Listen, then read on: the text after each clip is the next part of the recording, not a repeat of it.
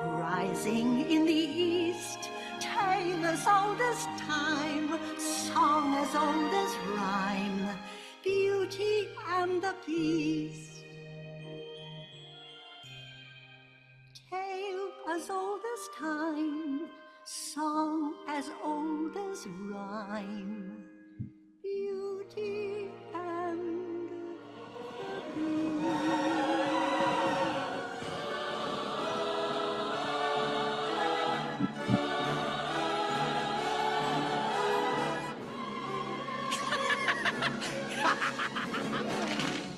Major luck. Hi, everybody. That's the body of work, the films that I got to work on. First of all, I'm going to say thank you, Jake. Thank you for the introduction. Thank you for allowing me to be part of this this event. Not that I can see anybody, but that's fine. Anyway, these are some of the films that I got to work on, and I'm not an animator. And I wanted them. There's not one. Oh, actually, it's not quite true. There's not one piece of artwork of my own work personally in these films, except I hesitated then because during the making of Who Framed Roger Rabbit, right at the end, a shot had to be retaken and one of the cells was missing, and so I with somebody else had to paint a cell. So I got one frame in Who Framed Roger, or one level of one frame in Who Framed Roger Rabbit. So I thought I'd start with what does a producer do? Because if we're talking about directors or writers or editors, you've got to, it's in the title. But when it comes to producers, there are so many different types of producers, bringing either money, or creative producers, line producers, well, as I'm credited on a film, co-executive producer. And the title's been more than the actual description of what the job is. So they're always defined. So so where does it begin? Well, for me, it began here. I'm just going to take you back a little bit. This is, I started out life as a child actor, and my dad was an actor. I come from quite a few generations of people who worked in the theatre. And although my resume may suggest otherwise, of course I do. I am technically an American citizen. I do live in America, or have lived in America for many, many years, although I'm in the UK at the moment, and I'm now spending more time in UK. Another whole story. But I started out life, messing around in the theatre. And for many years, that was a career for me. So what was I? A child actor. And then, I developed into the theatre. I was a theatre stage manager, producer, and director. And then by chance, I'd managed a show in London, which hadn't been very successful. So I was out of work. Pretty disappointed, actually. And, because you worked hard to put a show on. And in the theatre, when you stop getting employed, when people stop buying tickets, and that's what happened to us. And so I was pretty disappointed. But out of the blue, the phone rang, and somebody from Disney, who I'd worked with in the theatre, they're now working for Disney in Los Angeles. They were going to set up a studio in London for the making of Who Framed Roger Rabbit, and they were looking for somebody who would be able to run the studio for them. So that actual moment when that disappointment, and I think it's a reminder to me about disappointment. If you sometimes disappointments open other doors. I often reflect back. I wouldn't be speaking to you now if that play had been a big hit. I was under contract. I would have just said to the person who called me from Disney, "Oh, I'm so sorry. Thank you so much for thinking of me. Perhaps another time." Well, of course, there wouldn't have been another time. So that turned into an absolute career change for me, which led me to, to Warner Brothers, well, from UK to America, but I'll come to that in a little while. And then on to DreamWorks, my own company, Melwood Pictures, and what we do now. And for the good few years now, I've been a consultant. I go teaching. I think I'm off to India next week to work at a university there with the students. So now I teach. I teach producing, developing stories. So and I get to go to lots of film festivals and guide projects. But now because of the color of my hair, you can say I'm a bit older now. So now I advise other people and I tell them how difficult it was in our day and amazing. And you don't know how lucky you are. No, I don't. So anyway, that's me. And I'm also fortunate enough to be a member of both the Motion Picture Academy and BAFTA. So I could tell you what I voted for BAFTA, but I won't, because if I tell you what I voted for BAFTA, you'll know what I voted for the Academy. And I'm not allowed to divulge for fear of being kicked out of the academy, declaring my vote. But anyway, watch on Sunday. I'll tell you. So if it was next week, I would tell you what were my choices. So yeah, Who Framed Roger Rabbit? It was this extraordinary change for me, and I was thrilled. As I said to you, working in the theatre, it's you're working for as long as people buying tickets. They stop buying tickets, you go looking for another job. And so here I was with an 18-month contract to operate a studio for Disney. I knew nothing about animation. In fact, I wasn't even particularly an animation fan, other than things like Huckleberry Hound, the Flintstones. That's my generation of TV animation. And all the Disney films. Of course, we went to see them all, but it wasn't a passion for me. My passion was the theatre. My passion was acting and producing and directing a live theatre. But I was very pleased. I just got married, and to have a steady job, pretty good, eh? And put some money in the bank. But after this Roger Rabbit escapade, I'd head back into the theatre again. But to begin with, I was really, I'm used to a collect. If you work in the theatre, or any, anything live, you're interacting with other people, and there's an energy created, and you create something, and you put it on, and the curtain rises, and there's an audience there to either like it or not like it. It's very immediate. It's very tactile, and suddenly I found myself with this being this what I could only think was a linear pipeline. It was we start with a story, and then we storyboard it, and so on. It's all through those processes. So I was quite bewildered, actually. I wasn't quite sure what I was doing. And then somebody said to me, "Oh, you haven't met the animators yet. You haven't really met the people who actually make the films. I'm just telling you how it works." And that was the turning point for me, because once I did meet the animators, I, in my own mind, classified them as actors. Um, Ed Hooks, the great acting for animators, we disagree a little bit about that. But for my feeling, you're giving a performance. The animation has to be sensitive to the dialogue and to the other characters. So there is a lot to be learned from performance. I went, okay, you're the actors, and then I went, oh, lighting, costumes. So I was able to translate everything. And during Roger Rabbit, it was mooted that they wanted somebody to stay with Disney, or in fact relocate to the United States. So instead of ever going back in the theater, I went off to America. But I'm going to go back, I think, to actually that. What does a producer do? What do I do? And I've been both, of course, studio executive and producer. But when people pitch me a story, I like them to be concise. If they can't tell me what it is in just a few words, then they don't really know what the idea is. The core idea is always terribly simple. It's not the plot, it's what the core idea is. Anyway, so I try to do the same thing for what I do. So here's what I try and do. I try and balance. Oh, I gone forward a slide. Let me go back one.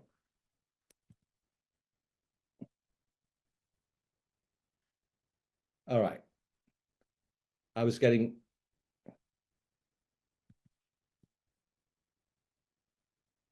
All right. So I took the view that what you do as a producer is you acknowledge the fact there's never enough time and never enough money. It's a very good place to start, right? I've worked on films with enormous budgets, and I've worked on, particularly now as more of a consultant on producers who have very little money.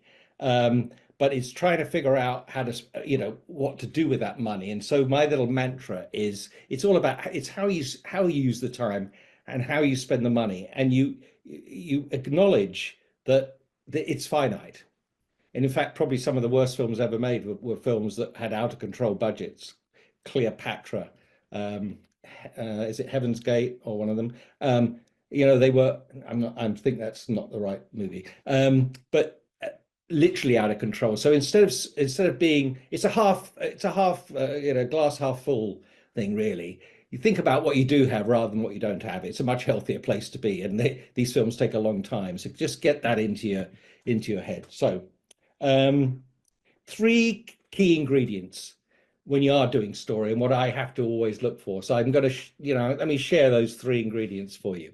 So the first ingredient, funnily enough, is story, where a place to start. But actually, the second ingredient, story, and the third ingredient is story. And this is a cliche. Um, of course, if you don't have a story, you've got no building block. You've got no foundation on which to build everything else. If you have a great story, well-defined characters, it inspires character design. It inspires everything. Everything comes into place because you think of the story as a foundation, and the buildings we're all sitting in now, the homes we're all sitting in now, they're built on something. They're built on a solid foundation, because guess what? If they're not, they fall over. And I try and think about that the same way with story. And then if you're lucky enough to get that right, and as a producer, this is the bit, I need money. Oh no, I need more money. I think I need more money. So, but that goes with the territory, right? Um, so you do need three things. So these are the three things really. You've got to have that great story. I think because we tend to work we can take our animation camera wherever we want. We can bring anything to life. But whatever that is and whatever that world is, it has to be believable. It's got to be a believable world. It's the rules of the world. Films like Finding Nemo, you're very clear about the understanding of it. A film I worked on, which was Spirit, which the horses didn't speak. So we had to make sure the rules of that world were very clear to the audience. And then lastly, engaging characters. And I mean engaging, including the villain. Villains, of course, to quote, many acting lectures, villains don't think of themselves as villains.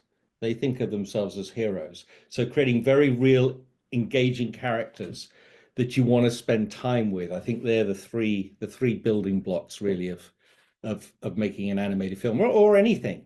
So I told you that off I went to America. Well, I did. I went to Florida actually to begin with. I was asked to go and put together a studio within Walt Disney World for a new park, which was then called the Disney MGM Studios. And the vision for the studio was that guests who come to the park could go inside the sound stages and the animation building and actually see work being done. Um, there's a lot of back and forth about how to do this. In fact, most people thought animators wouldn't be prepared to work under those conditions, and nobody would work there, and they'd be distracted, and et cetera, et cetera. Anyway, I got the job. Years later, I realized it was much easier to bring somebody from the UK to Florida than it is to get somebody to leave California to go to Florida. Who wants to go and live in the lightning capital of the world, which is also full of mosquitoes and alligators? I had 6 wonderful years. First of all, building this studio, and then running this studio, and then seeing it grow before I left for California. But it was unique, and there's a few pictures here. But literally, people could look down on the animation area and see the work being done. And my only rule, well, I had two things that I had to make decisions about. One, did I want one-way glass, meaning that the effect on the inside would be a mirror so that we wouldn't see who was watching us. So I didn't think that was a good idea. That would be too scary, too freaky. And secondarily, we would only be working if we were working. There would be no show. There'll be no pretend. Alex Williams, I think, Alex came and worked at the studio. He knows firsthand. Um, he witnessed it. He saw all the pluses and minuses of it. But whatever it was, for the first time ever, animators, artists of all disciplines had an audience to play to.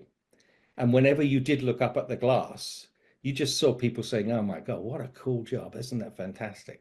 So that was the rule. So it was incredibly successful, and it grew. First of all, we were doing Roger Rabbit shorts, and then we worked on all of the Disney classics. We took whole sections of Lion King and Beauty and the Beast and other films. But ultimately, the plan was to do their own films. Now, I moved to California and took on other responsibilities, but there were three feature films made in Florida. First of all, Mulan, beautiful, beautiful Mulan, and then Lilo and Stitch, and then finally Brother Bear. And then in Disney's wisdom, for reasons I don't really understand, the studio was closed, so it no longer exists. But but the camaraderie between the artists who worked there, partly because everybody was young, we were all nobody was in Central Florida. Everyone had to relocate there. It didn't matter whether they were coming from overseas or from around America. And we hired a lot of great artists who've gone on to do amazing things. People like Byron Howard, who actually was working on the other side of the glass, looking after the guests. Went on to direct Zootopia and is now, top person at Disney. People like Aaron Blaise, who's just created a wonderful short called Snow Bear, which I hope you'll all get a chance to see. And we had great animators, Mark Henn, Barry Temple, Barry Cook, but these are wonderful emerging young animators. And so it was a wonderful moment. And we're all still friends. We're all still in contact. There's all sorts of Facebook groups, and we just all look a bit older than we did then. But that was my introduction to America. Living in a theme park, I had a wonderful time. And so did my daughter, by the way, who came and talked to Mickey Mouse and Minnie every day. But one of the films we did there was The Lion King, and I wanted to just touch on what I think are great performances. You're about to see a clip with animation by Andreas Deha and Mark Henn. Mark Henn did the young Simba, and Andreas, of course, Scar. And then you've got the voices of Jonathan Taylor Thomas, young Simba, and Jeremy Irons, of course, as Scar, who instantly gave a wonderful performance, an incredible voice performance, which we didn't think was very good to begin with. I can come back to that. I think we're going to play the next clip, please.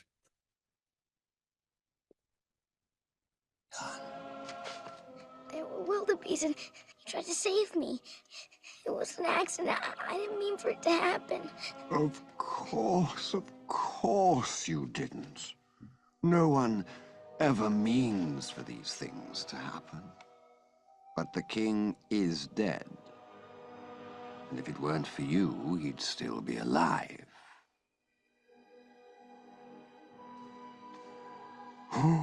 What will your mother think? What am I gonna do? Run away, Simba. Run. Run away and never return.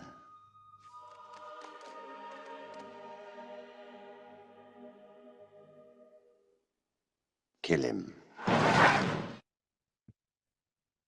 You're pretty. I love that that scene. I like to talk about it because it's great performance. It's great acting. The movement is all so calculated. I'm standing here or sitting here waving my arms around. Your gestures, your facial expressions are just so key to performance, and that's just great acting. It's great voice acting. And Jeremy Irons, particularly that change to kill him, that, and the audience understands what's going on, the innocence of young Simba. It's beautifully acted. It's a pivotal scene. It's when you really care for Simba. You're really going to care for him and root for him for the rest of the film.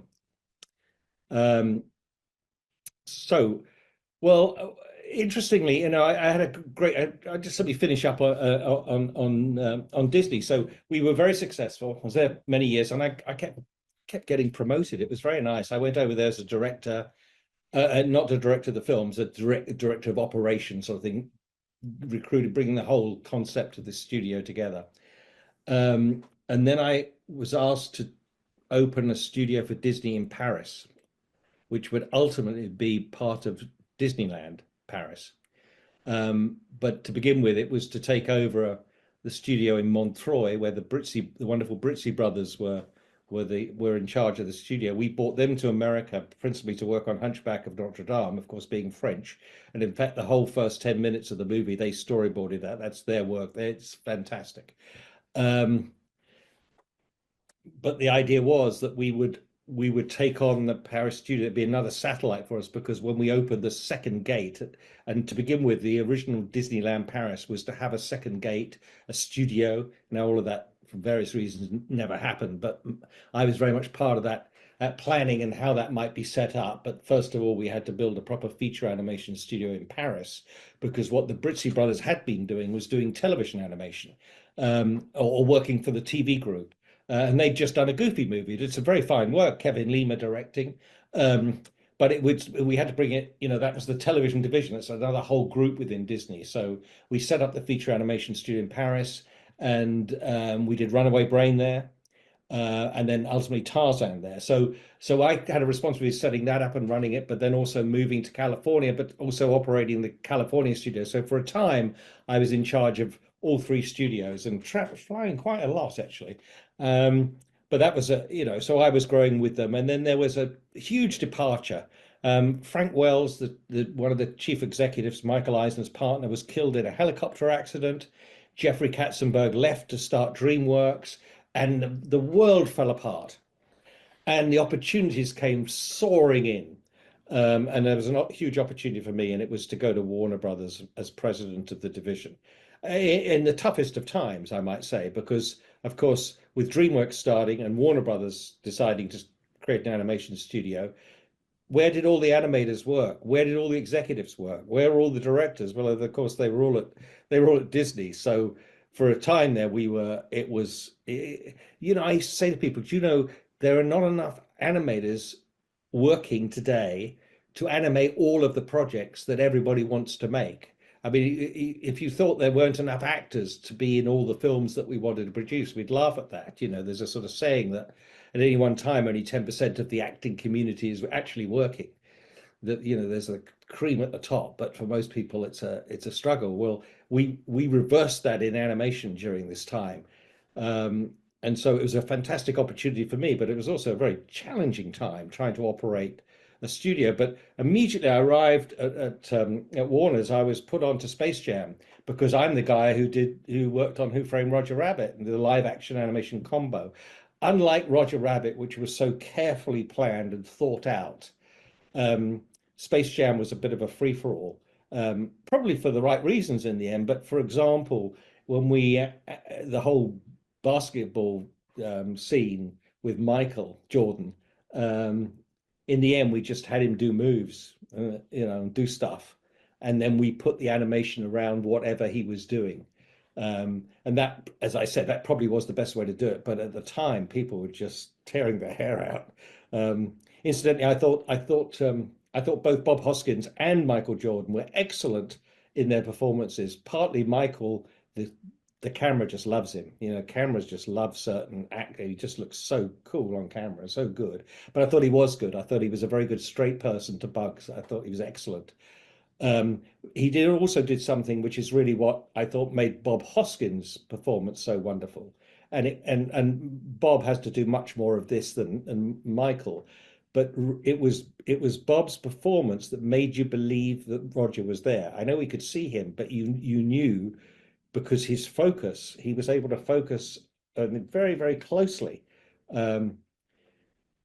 Because when we focus on something, I'm looking at my screen, or I'm looking at my little green dot above it, but that's where my focus is. So if I look somewhere else, and I'm now looking at the wall across there, my focus changes. So if you were Roger Rabbit and I'm Bob Hoskins, I got to look at you. So when that green dot, for example, isn't there, when the camera isn't there, I've still got to keep my focus here in the foreground rather than at the first object I actually see. And I thought Hoskins was fantastic at that. And both great films. I'm proud to have worked on both of them, because I thought they were amazing, and Space Jam has remained well loved. The other great film that I or that I enjoyed. In fact, this is probably the only film that I personally greenlit this film, and people don't get that opportunity very often. But every time, everything else, either film's already underway or something was already happening. But this one, um, Brad Bird, who directed it so beautifully and conceived it so beautifully, um, and did an outstanding job.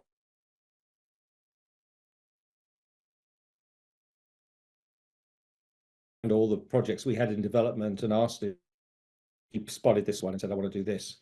And we had several meetings with Ted Hughes, the poet laureate, on which The Iron Giant is based on his book.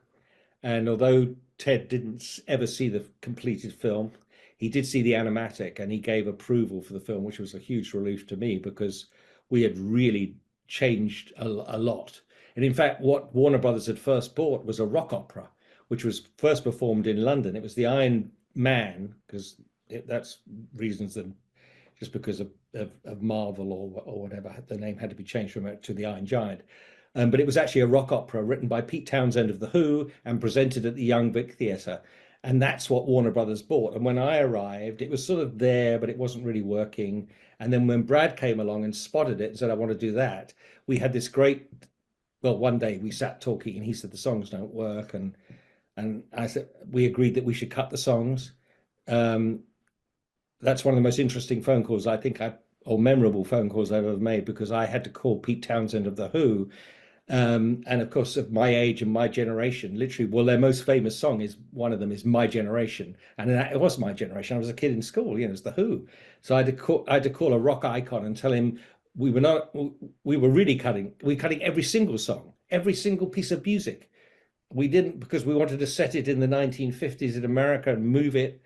I have to tell you that Pete was most gracious, and if you look at the screen credits on The Iron Giant, of course, he's credited. That's why, because it hadn't happened. And once Ted Hughes told me that he liked what we were doing with the film, Pete really relaxed, because as long as Ted was happy, that was fine. So I got a nice little clip. It's got nothing to do with the giant, but again, it's a lovely acting scene. It's Eli Marienthal as the boy. Oh, now I'm forgetting it's terrible. I remember the boy's name. And more importantly, animation is the great Tony Fucilli.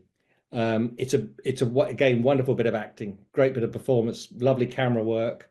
So let's play this one, please. Coffee. What do you want? Some milk or what? Milk? Coffee's fine. Yeah, I drink it. I'm hip. I don't know. This is espresso, It's like CoffeeZilla. I said I'm hip. So she moved me up a grade because I wasn't fitting in, so now I'm even more not fitting in. I was getting good grades, like always. So my mom says, "You need stimulation." And I go, "No, I'm stimulated enough right now." That's for So sure. she goes, you don't have a challenge. You need a challenge. So now I'm challenged, all right? I'm challenged to hold on to my lunch money because of all the big mooses who want to pound me because I'm a shrimpy dork who thinks he's smarter than them. But I don't think I'm smarter. I just do the stupid homework. If everyone else just did the stupid homework, they could move up a grade and get pounded too. Is there any more coffee? Look, it's really not. I just love that scene. I love the performance of it. But I also thought, people often ask me, who's the best animation directors that you've worked with, and I mean, I've worked with some great animation directors, great directors, but I hold Brad out there as not the easiest director to deal with from a studio executive point of view, partly because of I think a lot of experience he's had in dealing with Hollywood, but I thought he had a vision for every single shot.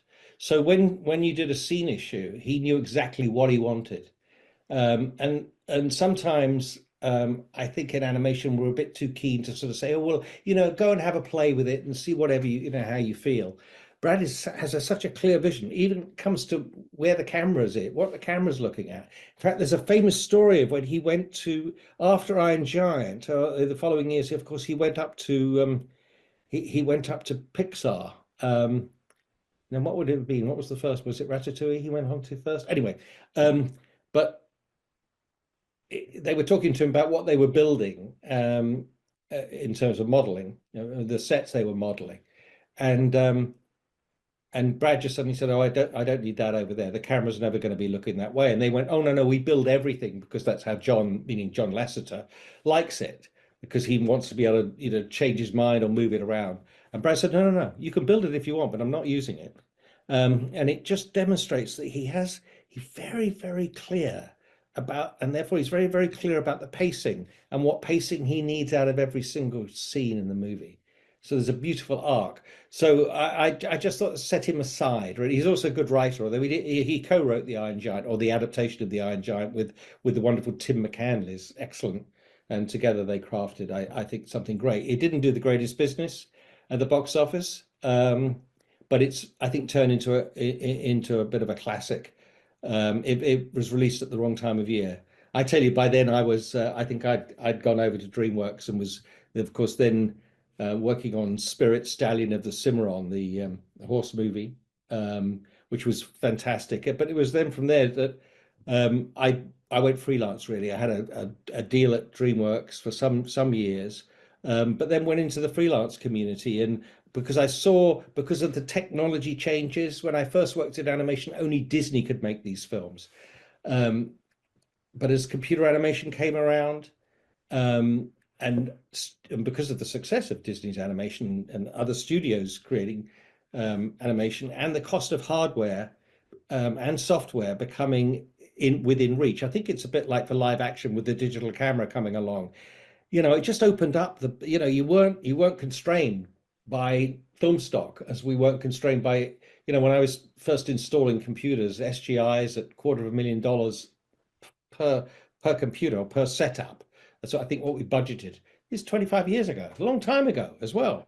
So, and so suddenly with the cost of all the hardware, the technical stuff coming right down, it allowed much more studios to emerge, and successfully. We've now got a proper industry. I don't know how many films are up for the Oscar this year. To begin with, probably 27 or 30 films.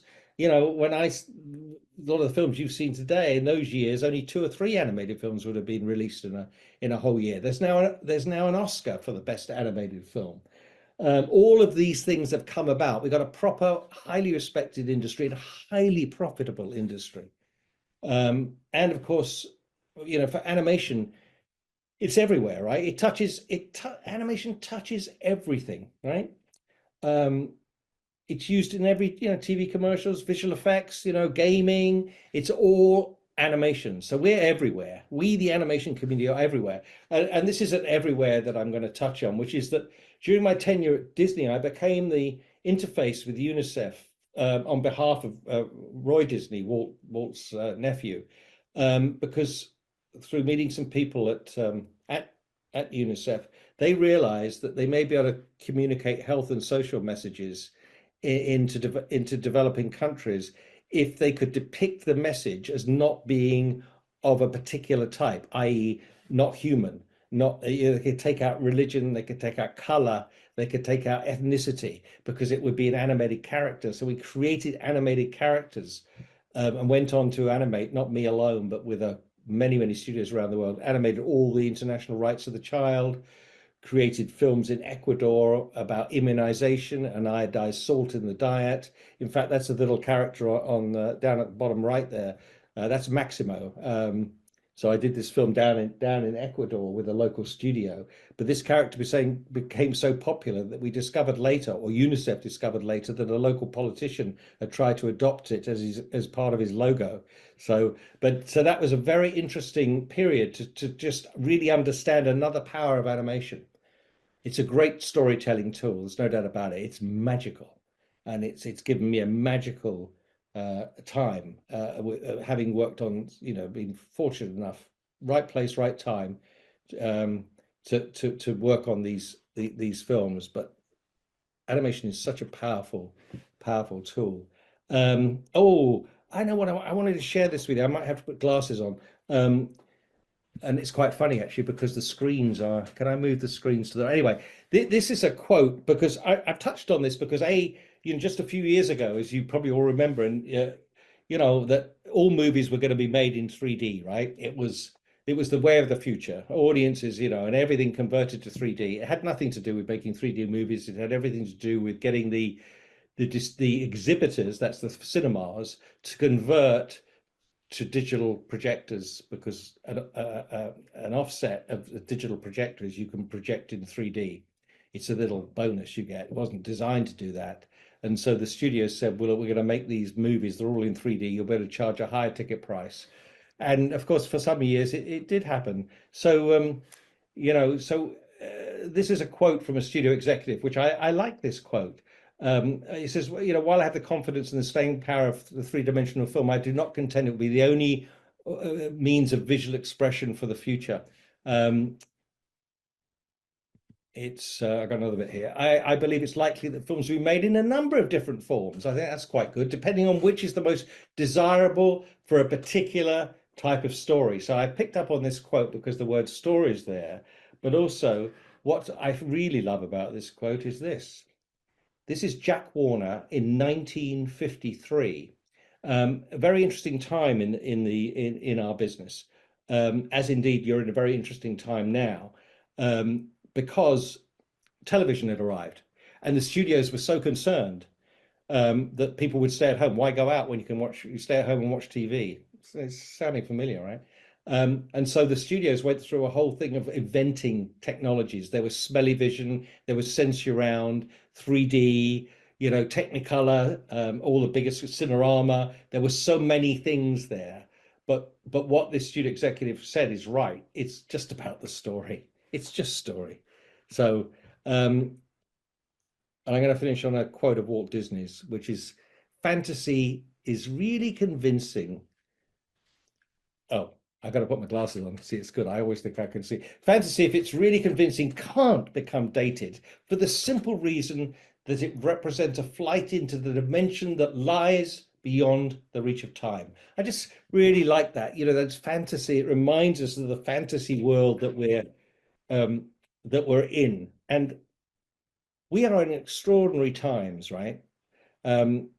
Politically, internationally, climate. We've got so many pressures, the economies, everything's going on. The heyday for the entertainment industry, the movie industry, was the 1930s during the Great Depression. So entertainment has an enormous role to play during these incredibly difficult times. But the difficult times are compounded by the fact there's all these new streaming platforms and this and that, and shall we say AI, that is going to take over and kill us all and shut us all down, or I can use it to do all sorts of things. Write me this contract, chat GTP. It's really fascinating. I think it's going to become even more and more sophisticated as we move forward, of course. So that's a worrying time. So, but we have to think differently. We have, when the world is in turmoil and chaos, that's an opportunity. You try breaking into something when it's just going along smoothly. But when there's chaos, that's also opportunity. And for people coming into the industry or growing within the industry, you got to try, and it's a Michael Caine quote as well, whatever disaster is going on, try and look for the positive, look for what you can learn from it. So I think this is an amazing, difficult, challenging time. But it's also pretty exciting for the ones who learn to change, and those of us who've got grey hair and been around a long time to embrace change and not stand in the way of it. We are redefining ourselves as how you watch entertainment. Who watches live TV anymore? You stream it or whatever way you want to get it. We watch things when we want to watch them at the time we want to watch them. And so I think it's the time I can say, that's all, folks.